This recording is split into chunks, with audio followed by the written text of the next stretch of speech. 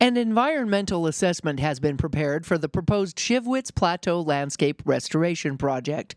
The project is located within the Grand Canyon-Parashant National Monument in Mojave County, Arizona.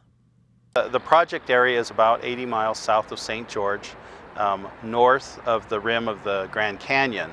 Not on the Grand Canyon National Park, but actually on the Grand Canyon-Parashant National Monument, which is north of Lake Mead.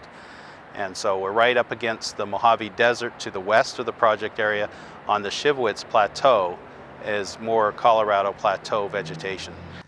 The proposed project is a combined effort among the Bureau of Land Management and the National Park Service. So the proposed project is at 318,000 acres of planting area, and we're looking at treating approximately about 52,000 acres of that. The reason for the project is to reduce vegetation and manage the area for habitat and livestock.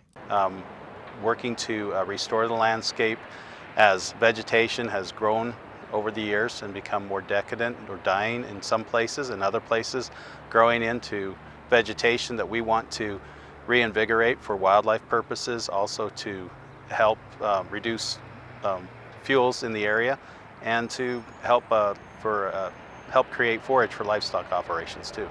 So the Shivwits Plateau is on the southern end of the Colorado Plateau, so it includes ponderosa pine forest, pinyon and juniper forests and woodlands, savannas, which is actually pinyon and juniper and sagebrush areas, and actually some small grasslands, which is kind of unusual for this part of the world. The proposed treatments for this area include everything from prescribed burns to removal of invasive species. Mechanical treatments involve use of shredders, chippers, and large tractors designed to implement the cuts. Chemical treatments would be necessary to eradicate noxious and invasive species of plants, which could include an aerial application. An estimated 23,000 acres would be treated by prescribed burns focused on ponderosa pine and minion juniper. So the ponderosa areas, for instance, need to have prescribed fire brought back in so that they can burn naturally eventually. In the pinyon and juniper areas, we have some areas that are very old and are solid stands, and those we wouldn't treat. But other areas, they just need to be thinned out a little bit. They're missing their grasses and their forbs or things like wildflowers. And so we want to bring that back. Much of the work would be done by manual labor. On the ground, we're probably talking about teams going out for days to weeks, depending on where we are. The treatment and reseeding of a portion of the area is expected to improve wildlife habitat and reduce fuels. They are able to react better when there's a flood, a fire, climate change, or none of the above. So there's a lot of choices sort of within the plants to be able to respond so that we still have everything out there, all those different kinds of woodlands and grasslands and sagebrush areas. This project could take upwards of 10 years according to the proposed treatment plans. The experience has shown that we typically could get these done in about 10 years. If the circumstances change significantly in that area, then we would be required to write another environmental assessment. From what we do know, the only threatened or endangered species out there is the California condor, and they just fly over.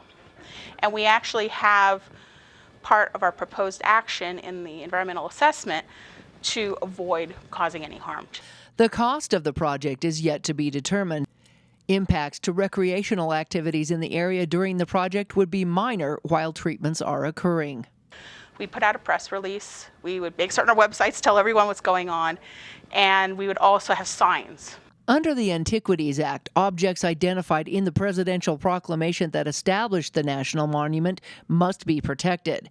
While this area has been treated before, it was very minimal back in the 1960s. According to the project documents, if no action is taken on the land, the area could face a high severity of wildfire, leading to excessive loss of vegetation.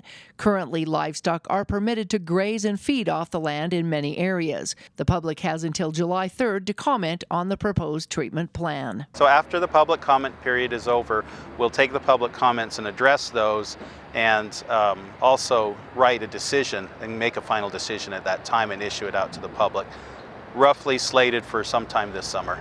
If it's approved, treatment could start as early as this fall. In St. George, Melissa Anderson, Community Education News.